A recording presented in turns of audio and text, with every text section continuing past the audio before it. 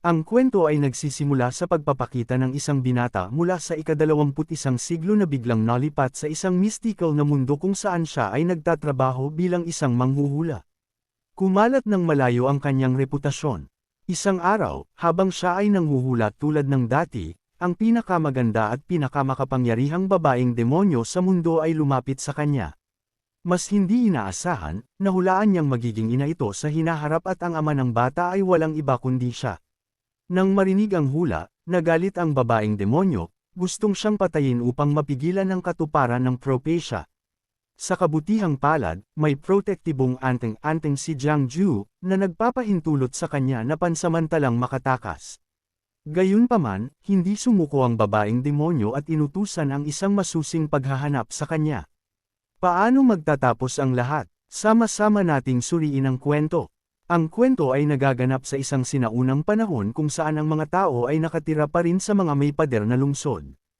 Ang mga lalaki ay may mahabang buhok at lahat ay nagsusuot ng tradisyonal na kasuotan. Ito ang silangang distrito ng Chiang City sa Luo Chin Kingdom. Ang ating pangunahing karakter na lalaki, si Jiang Ju, ay orihinal na isang natatanging kabataan ng ika-21 siglo, ngunit sa kung paano man ay nalipat siya pabalik sa panahong ito at naging isang nakakainip na manghuhula. Nagtataka pa rin siya kung bakit siya nalipat sa isang mundo na may mga demonyo, multo, at immortal, at nagising pa ang tinatawag na Heavenly Mandate System. Ang sistemang ito ay nagpapahintulot sa kanya na makita ang nakaraan at hinaharap ng iba, ngunit nangangailangan ito ng pagkonsumo ng mga integral points. Kailangan niyang maghanap ng magagaling na kayamanan sa lahat ng dako upang ailay dito. Gayunpaman, maaari lamang siyang manghula para sa iba at baguhin pa ang kanilang kapalaran. Ngunit hindi siya maaaring manghula para sa kanyang sarili. Bukod dito, kahit na naiintindihan niya ito, pakiramdam pa rin niya ay may mali sa sistema. Kaya, patuloy siyang nagbubuntong hininga. Habang nag-iisip siya, isang boses ang nagpukaw sa kanya, "Oy, kaya bang hulaan ng panghuhula ang pag-ibig?" Mabilis siyang sumagot, 10 barya. Ang customer ay isang kalbong tiyuhin na may nakaumbok na tiyan, may dalang kung ano sa kanyang balikat. Sa pagkakita ng kanyang ordinaryong anyo, naisip niya ng nalulumbay, immortal ba siya? Malamang walang kayamanan para sa akin na ibibigay sa sistema. Umupo ang lalaki, mukhang naiirita, tama ba? Napakamahal. Siyempre, hindi pa siya naging sapat na mayaman upang mandayin ang iba. Kung ang panghuhula ko ay hindi tumpak, maaari mo lang basagin ang aking pwesto. Sa maliit na mesa na natatakpan ng pabilog na tela na naglalaman ng simbolo ng yin-yang at ilang barya, ang karaniwang kagamitan ng isang manghuhula, iniabot niya ang isang piraso ng papel at isang panulat. Sinabihan ng lalaki na sumulat ng isang karakter o gumuhit ng isang bagay. Sa kung paano man, ang matipunong lalaking ito ay gumuhit ng isang pagong na mukhang napakabobo. Marahil ay hindi siya nakapag-aral. Kaya sa halip na sumulat ng karakter, gumuhit siya ng pagong. Gayunpaman, kahit ano pa ang hugis, mayroon itong gamit. Hawak ang papel sa kanyang kamay, nakaramdam siya ng agos ng enerhiya na nagmumula sa guhit. Nahuhulaan ba nito ang Heavenly Mandate para kay Jiao Deo?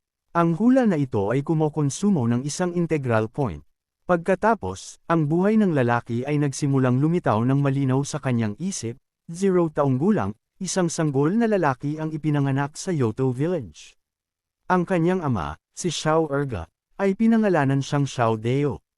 Sa edad na 16 pa lamang, si Xiao Deo ay naging isang baluktot na bastos, na nag-uudyok sa kanyang mga kaibigan na sumilip sa paliligo ni Lu Guofo at binigtisa. Isang puno at binugbog ng kasintahan ni Lu Guo bilang parusa.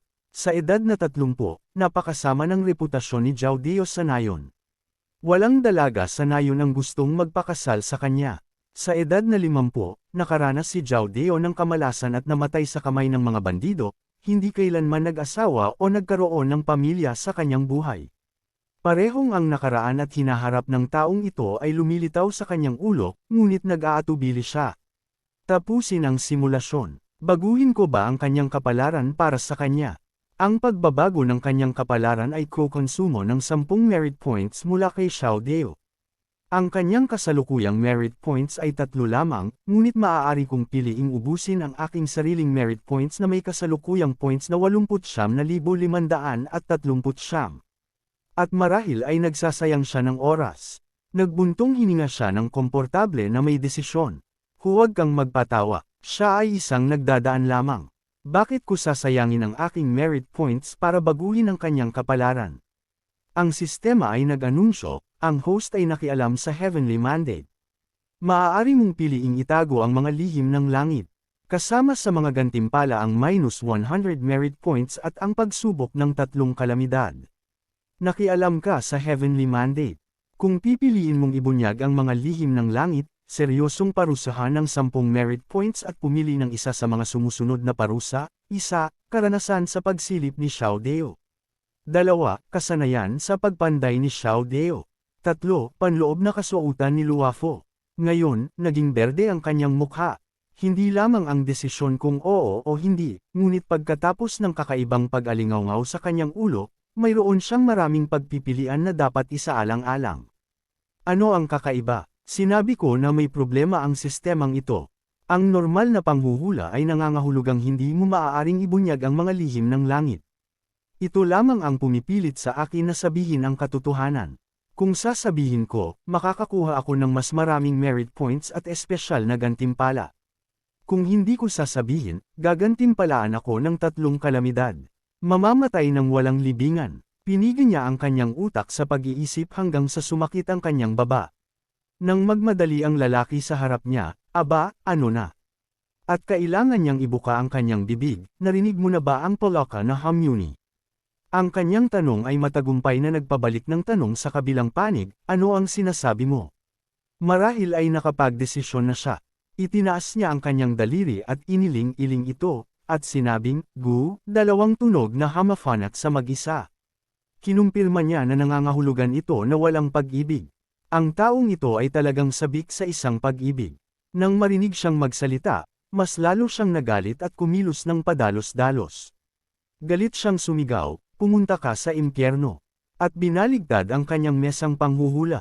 Nagkalat ang mga kagamitan. Hindi niya alam ang gagawin, gaano man siya kakomportable. Mga tao sa mundong ito, bakit sila napakainip? Nagsalita lamang siya ng malabo, hindi ibinunyag ang lahat. Ngunit ang virtual system ay nagpasya na ibinunyag mo ang mga lihim ng langit. Tumanggap ng parusa, merit points plus 10 points. Kasanayan sa pagpanday ni Xiao Deo. Sa kabutihang palad, nakatanggap siya ng mas kapaki-pakinabang na kasanayan kaysa sa 2 pa. Gayunpaman, ayaw niya at kinaway ang kanyang kamay. Terena, paano ang 2 pang tao? Lumalabas na sa kanyang isip, ang sistema ay pinatao. Nang mapansin ang kanyang inis, na wala ito, nalalo siyang napagod. Nagpapanggap na patay na naman, pinipilit akong manghula para sa 3 tao araw-araw. Sa kanyang isip, kailangan niyang harapin ang sistema na nagloloko. At ang mga tao sa mundong ito ay hindi hahayaan siyang maghanap ng iba para manghula, ngunit ang iba ay kailangang lumapit sa kanya. Napagtanto niyang walang darating para manghula sa lugar na ito pagkatapos ng gulo na ito. Kaya, inimpake niya ang kanyang mga gamit, isinukbit sa balikat, at nagpunta sa ibang lugar. Nag-aalala rin siya tungkol sa kanyang tuwirang bibig. Natatakot siyang walang lumapit sa kanya para manghula. Maaari lamang siyang magpunta sa West District upang subukan ang kanyang kapalaran. Maraming tao doon at siguradong mayroong hindi makapag-isip ng maayos at kailangang magpunta sa manghuhula. Nagpalit ng eksena sa ibang lugar kung saan sumisikat din ang araw. Mas maraming bahay dito at mas matataas din ang mga bahay, nakatayo malapit sa isa't isa na may maraming patong ng mga bubong na baldosa, na napaka-convenient para sa paggalaw ng isang saksakan na pulang buhok na babae na nakasuot ng damit na may hiwa sa hita. Siya si Tu Yao Chihongdan na may ganitong pulang buhok at kulay ng mata. Siya ay may kulay rosas na mukha na parang bata. Hindi ko inaasahan na madaling makakuha ng kayamanan ng 10,000 Demon Kingdom ng ganito. Mas hindi inaasahan, itinago ng Heavenly Demon Lord Chu Shaolan ang lihim. Mukhang kakabalik lang niya mula sa isang mapanganib na ekspedisyon. Habang masaya siya sa kanyang nakamit, may kung ano mula sa bubong ang nakatawag ng kanyang pansin. Lumalabas na napansin niya ang mga pangungusap sa advertisement billboard ng ating male lead na si Jiang Ju, tanging nagsasalita ng katwiran, hindi nagsasalita ng walang kabuluhang bagay, at nakita niyang pamilyar ang pangungusap na ito. Kaagad niyang naalala na dati, ang mga matatanda ng angkan ay personal na inimbitahan siya noon. Ang basket na kawayan na kanyang dala ay mayroon ding 2 piraso ng tela na ito. Naaalala ko na siya ay isang manghuhula. Hindi ko inaasahan na makikilala ko siya dito. Hindi ko maaaring sayangin ang pagkakataong ito. Sa pag-iisip nito, kaagad siyang lumipad mula sa bubong sa harap ni Jiang Ju. Munting Ginoo, mangyaring tumigil. Hindi lang niya hinaranggan ang kanyang daan, sinubukan pa niyang tumayo sa isang mahiyain na poster na nagpapalingon sa kanya at hindi nakalimot na isipin, napakapangahas niya, naglakas loob siyang pumasok sa teritoryo ng tao sa gitna ng araw. Kaagad din niyang nakilala na siya ay isang rabbit demon. At ilang bulong ni Jiang Ju ang hindi niya alam kung anong nahulog sa tainga ng babaeng ito na medyo ikinagulat niya. Iniisip ni Hong Dan na siya ang pinakamahusay sa pagpigil ng kanyang aura. At salamat dito, nakuha niya ang kayamanan ng Heavenly Demon Lord at nakita niya ito ng malinaw. Talagang isang eksperto. Nagbukas siya ng bibig, Munting Ginoo, kayo ay isang manghuhula. Nagtataka ako kung maaari ninyo akong hulaan. Napakamahal para sa akin na hulaan ka. Medyo nag-aatubili rin siyang tumanggap. Ito ay halatang isang demonyo. Kung hulaan niya ito at sabihin ang isang bagay na totoo, paano kung magalit siya? Hindi lang siya sarado, kundi pati ang kanyang buhay ay maaaring mawala. Lin Tiek, kailangan ng sistemang ito na may aktibong lumapit sa akin para sa panghuhula upang maituring na balido. At hindi nito binibigyan ako ng karapatang tumanggi. Talagang gusto akong patayin. Gaano man siya nag-aatubili, malinaw na hindi siya makakatanggi. Bukod pa rito, ang rabbit demon na ito ay laging nagpapakita ng mukha na gustong manukso ng tao. Alam ko, umaasa pa rin ako na maghuhula ang Munting Ginoo. Isang hula, 100,000 spirit stones. Kaagad niyang sinabi ang presyo, iniisip na hindi ito maliit na halaga. Umaasa na malalaman niya na mahirap ito at outres. Kahit demonyo, kailangan nilang tumigil sa harap ng numerong ito. Napakamahal. Kahit na nakapag-cultivate ako hanggang sa spiritual law stage, kailangan kong mag-ipon ng halos 100 taon para makakuha ng ganoong karaming spirit stones. Hindi nga, alam ng mga mortal kung ano ang spirit stones. Naglakas loob siyang sabihin yan. Sigurado akong hindi ako nagkamali ng tao. Kahit ang mga matatanda, kailangan nilang igalang ang 100,000 spirit stones. Hindi ito maituturing na mahal.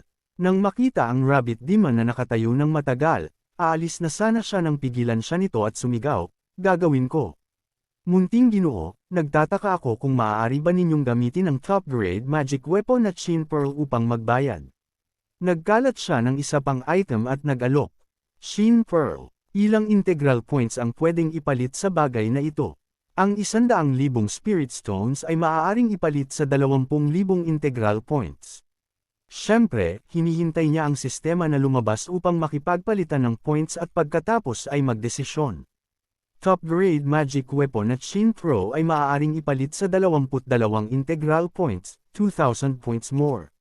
Sa pagkarinig pa lamang nito, masaya niyang itinaas ang papel at panulat upang imbitahan ang rabbit demon na si Hong Dan na sumulat ng isang karakter at isantabi ang lahat ng naunang kaisipan at tumuon lamang sa 3 salita, yayaman. Hindi niya alam kung anong intensyon nito o kung kaugalian ng demonyo ang manukso ng tao, patuloy siyang nagpakita ng maselang ekspresyon at lumapit kay Jiang Ju. Paumanhin sa abala, Ginoo. Gusto kong makita ang hinaharap. Kinumpirma ng sistema ang tanong ni Hong Dan at nagsalita, hulaan mo ba si Chi Hong Dan? Ang panghuhula na ito ay nangangailangan ng pagkonsumo ng 10,000 integral points. Oo, ang kanyang sagot. At naintindihan din niya ang impormasyon na ang panghuhula para sa mga demonyo ay hindi katulad ng panghuhula para sa mga ordinaryong tao. Ang una ay nawawalan lamang ng 100 points o nakakakuha ng 10 points. Ngunit ang rabbit demon na ito ay naiiba sa ilang 0 taong gulang, isang kuneho ang ipinanganak sa tuyong, malalim na espiritu ng 10,000 demon kingdom, 300 taong gulang, sinipsip ng kuneho ang asensya ng araw at buwan, nagbagong anyo sa isang tao at pinangalanan ang sarili na Chi Hong Dan. Ang matapang na babae na nakatayo sa harap niya ngayon, 500 taong gulang, si Chihong Dan ay sumali sa 10,000 Demon Kingdom, sumuko kay General Shin Ming, 600 taong gulang, at walang senyales ng pagtigil. Labis siyang nagulat na naglakas loob siyang magnakaw ng mga bagay ng Heavenly Demon Lord. Lumabas na mayroon pa ring lihim ang Heavenly Demon Lord. Teka, ito pa rin ang parehong anunsyo. Nakialam ka sa Heavenly Mandate at maaaring piliing ibunyag ang mga lihim ng langit. Parusahan ng merit points plus 1,000 points at isa sa mga sumusunod na parusa, isa, kaalaman sa cultivation ni Chihong Dan. 2. Ang top grade cultivation method na Charming Heart Art. 3. 100 paraan para manghuli ng lalaki. Sa kabilang banda, nakialam ka sa Heavenly Mandate. Maaari mong piliing itago ang mga lihim ng langit.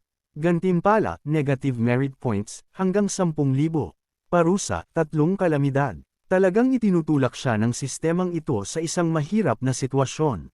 Tapos na. Ibig sabihin din nito, alam ko ang lihim ng Heavenly Demon Lord na iyon. Ang Heavenly Demon Lord na iyon ay maaaring gumawa ng anuman.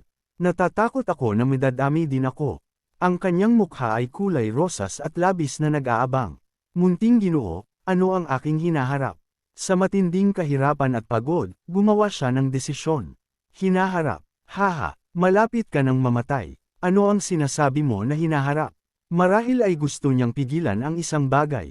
At ang mukha ng Rabid Demon na ito ay kulay rosa sa isang segundo bago. At sa susunod na segundo, ang kanyang buong katawan ay naging malamig at matigas.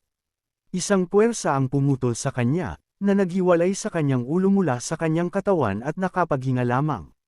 Lumipad ang ulo at kumalat ang dugo, na nagdulot ng labis na takot kay Jiangju. Like, comment, share, and subscribe naman dyan mga ito go. Maraming salamat po.